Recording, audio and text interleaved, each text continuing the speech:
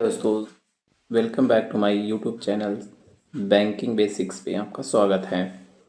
आज हम यहाँ पर बताएंगे कि जैसे बैंक में आप लोग अकाउंट ओपनिंग के लिए जाते हैं तो बहुत सारी प्रॉब्लम्स आती हैं कि बहुत बार बोल देते हैं बैंक्स में कि आपका ये आधार नहीं सही है, इसमें आपका ओटीपी नहीं जा रहा है, आपको ये डॉक्यूमेंट्स नहीं लेके आए, आपको वो डॉक्यूमेंट्स नहीं लेके आए, आपने फॉर्म पूरा फिल नहीं किया है। तो आपको क्या सावधानी बरतनी चाहिए और क्या डॉक्यूमेंट्स लेके जाना चाहिए जिससे आपका सेविंग अकाउंट बहुत ही आसानी से बैंक में ओपन हो जाए, तो जिसमें आपको कोई प्रॉब्लम ना है, वन गो में आपका अकाउंट ओपन हो जाए।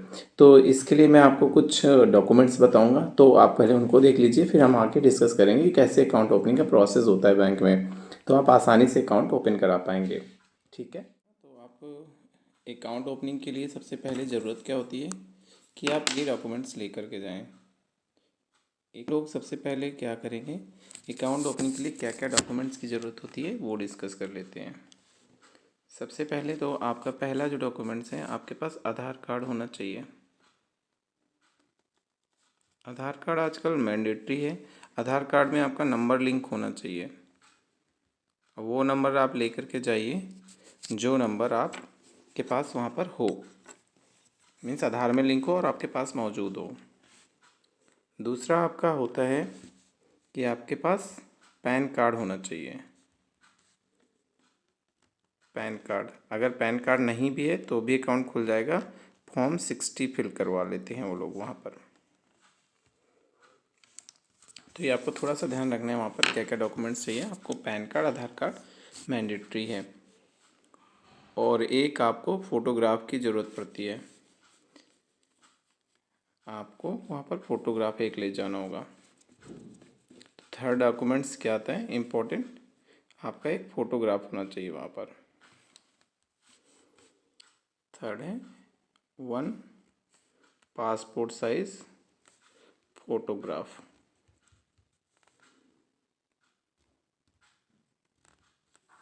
ठीक है, ये 3 डॉक्यूमेंट्स आप लेकर जाएंगे तो आपका अकाउंट बैंक में ओपन करने के लिए आप एलिजिबल हो जाएंगे। बट चीज़ें ख़त्म यहीं पर नहीं हो जाती है।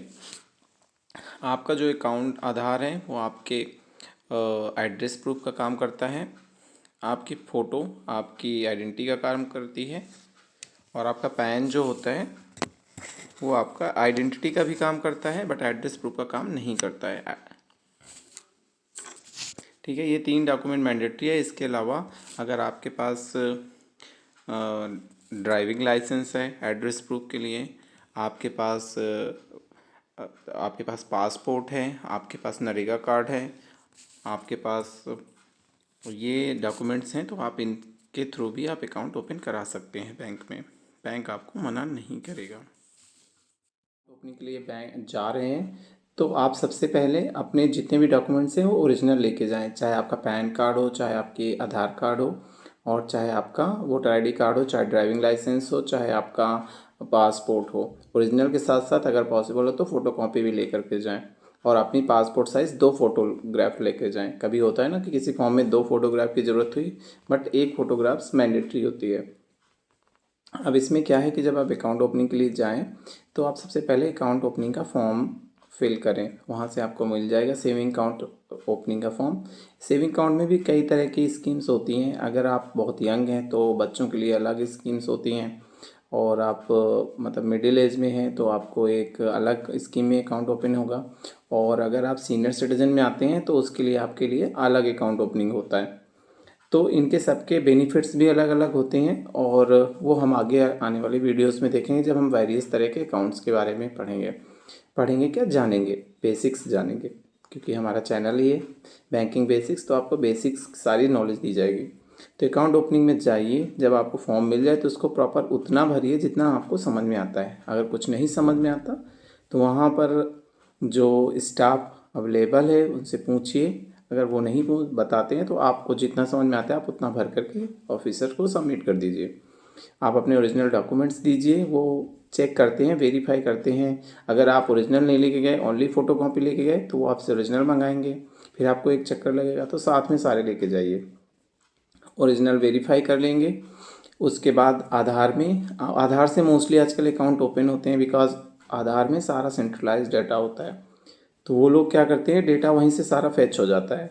बेसिक आपका डेमोग्राफिक डेटा, जैसे आपका date of birth, name, place, gender and इस तरह की सारी चीज़ें ऑटोमेटिक फैच हो जाती हैं।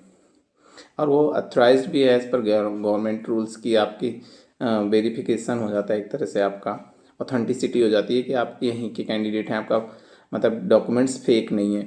तो आपका अकाउंट ओपनिंग का प्रोसेस स्टार्ट हो जाता है।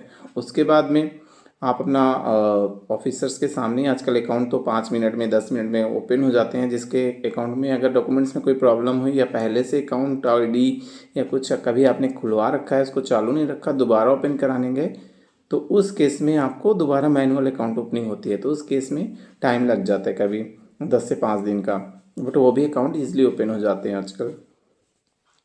तो अपना अकाउंट ओपनिंग कराइए। अकाउंट ओपनिंग में आपने ये चीज़ें कर लिया। अगर आपके पास पैन कार्ड नहीं है तो आप डरने की ज़रूरत नहीं है, आप वहाँ पर फॉर्म 60 मिलता है। अगर इसके पास पैन नहीं है तो फॉर्म 60 को भर करके वहाँ पर अकाउंट ओपनिंग करा ले। अकाउंट आजकल तो सारे बैंकों ने, आपको पता है कि जीरो बैलेंस कर दिया है, आपको बैलेंस मेंटेन करने की ज़रूरत नहीं होती है। बट अगर आपको एडिशनल बेनिफिट्स लेना है किसी चीज़ में, आपको जैसे अकाउंट्स में डेबिट कार्ड्स इशू होते हैं या लॉकर्स आपको लेना है, या आपको कुछ डिस्काउंट चाहिए, एडिशनल बेनिफिट चाहिए, तो आपको फिर एडिशनल कुछ अकाउंट में कुछ बैलेंस मेंटेन करने की ज़रूरत होती है। किसी बैंक्स में मंथली एवरेज बैलेंस होता है, किसी बैंक में क्वार्टरली एवरेज बैलेंस होता है। तो इस तरह से वो आपको मेंटेन करने के लिए वो ऑफिसर बताएगा आपको कि किस तरह का अकाउंट है, इसमें क्या बेनिफिट है, आप पूछ सकते हैं। ये आपके राइट्स होते हैं कि आप पूछें अकाउंट के बारे में कि आपको क्या बेनिफिट मिलेगा अगर ये अकाउंट ओपन होगा तो। ठीक है।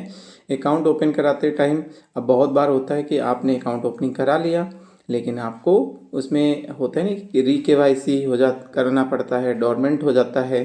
तो उसके लिए प्रोसीजर क्या करना पड़ता है, तो मैं बेसिक से यहाँ बता दे रहा हूँ। लेकिन जब हम री-KYC एंड डोरमेंट की आगे की चीज़ें पढ़ेंगे या जानेंगे तो हम आपको वहाँ पे बताएंगे कि इसमें क्या प्रोसीजर, क्या डॉक्यूमेंट लगता है।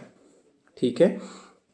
अकाउंट आपका ओपन हो गया, आप वहाँ पर इन पर्सन गए, सारे डॉक्यूमेंट्स ओरिजिनल दिखाया, अकाउंट प्रोसेस OTP दे करके सारा कुछ वेरीफाई हो गया, सबमिट हो गया, अकाउंट ओपनिंग हो गया, आपने फंड वगैरह ट्रांजेक्शन करने लगे। लेकिन किसी कारणवश से आपने ट्रांजेक्शन 2 साल तक नहीं किया तो आपका खाता क्या हो जाता है, डोरमेंट। डोरमेंट मतलब कि आपने कोई ट्रांजेक्शन नहीं किया, बैंक उसको बंद कर देता है। मतलब खाता बंद नहीं होता है, आपका अकाउंट रहता है, बट आपको फ्रेश डॉक्यूमेंट वहाँ पर दिखाने पड़ते हैं, फिर से ले जाना पड़ता है, तब अकाउंट एक्टिवेट होता है एंड उसके बाद आप अकाउंट को चालू कर पाते हैं। ठीक है। तो डोरमेंट से एक्टिवेशन आजकल बहुत कॉमन है। अगर आप ट्रांजेक्शन कस्टमर इंड्यूस ट्रांजेक्शन नहीं हुए, मीन्स आपने डिपॉजिट विड्रॉल कुछ नहीं किया, तो वो अकाउंट बंद हो जाता है। दूसरा आ जाता है कि आजकल बहुत ज़्यादा आता है कि रिस्क बेस में आता है, कस्टमर का हर अकाउंट बैंक में रिस्क बेस पे होता है, high risk, medium risk, low risk. तो उसी के अकॉर्डिंग आपकी री-KYC आता है। री-KYC आपको आते होंगे ना मैसेज कि आप बैंक में जा कर के री-KYC कराइए, नहीं आपका अकाउंट फ्रीज हो जाएगा। तो उस केस में भी आपको ध्यान रखने की ज़रूरत है, बिकॉज लो अगर आप लो रिस्क में आते हैं तो आपको 2 साल में एक बार बोला जाएगा री-KYC करवाइए, और अगर आप मीडियम में आते हैं तो आपको 8 साल में लो रिस्क में आपको 10 साल में एक बार री-KYC करानी होती है, मीडियम रिस्क में 8 साल में एक बार KYC करानी होती है, और हाई रिस्क में एवरी 2 ईयर में आपको KYC करानी पड़ती है। इससे बैंक मतलब श्योर रहते हैं कि आपके प्रॉपर इन्फॉर्मेशन बैंक के पास रहती है, क्योंकि री-KYC के टाइम पे आपसे bank ID address proof again फिर से लेते हैं फ्रेश, और वो भी आधार आजकल मैंडेटरी है, क्योंकि आधार से री-KYC हो जाता है। तो आप इंश्योर करें अकाउंट ओपनिंग के बाद आपको क्या क्या सावधानी रखनी है, आपको किस तरह से अकाउंट को चलाना है। आपको अकाउंट में सस्पिशियस ट्रांजेक्शन्स नहीं करने हैं। आपको जिस तरह का अकाउंट है, सेविंग है तो उसको सेविंग पर्पज़ के लिए यूज़ करना है, ना कि इसको अनलिमिटेड ट्रांजेक्शन के लिए आप यूज़ कर रहे हैं। उस केस में भी अगर अनलिमिटेड ट्रांजेक्शन होंगे तो बैंक आपके अकाउंट को फ्रीज कर देगा, फिर आपको आगे प्रॉब्लम आएगी। फिर आपको अकाउंट ओपनिंग में आपको बताना पड़ेगा आपने किस वजह से ट्रांजेक्शन करे हैं, इतने ट्रांजेक्शन कहाँ से पैसा आ रहा है, जा रहा है, सारा आपको प्रूफ देना पड़ेगा। तो इंश्योर करिए अगर आपको मल्टीपल ट्रांजेक्शन, अनलिमिटेड ट्रांजेक्शन करना है तो उसके लिए बिजनेस अकाउंट या आप करेंट अकाउंट ओपन कराइए। नेक्स्ट क्लास में हम लोग करंट अकाउंट्स के डॉक्यूमेंट्स के बारे में पढ़ेंगे। और अकाउंट्स तो बहुत है, मैं बेसिक बता रहा हूँ बिकॉज मतलब टाइप्स ऑफ अकाउंट होते हैं वो फिर हम डिस्कस करेंगे। जैसे बच्चों के कौन से अकाउंट होते हैं, लड़कियों के कौन से होते हैं, सीनियर्स के क्या होते हैं, तो उसके बारे में तो हम पढ़ेंगे। अभी बेसिक्स इनमें हम लोग देख रहे हैं, ठीक है।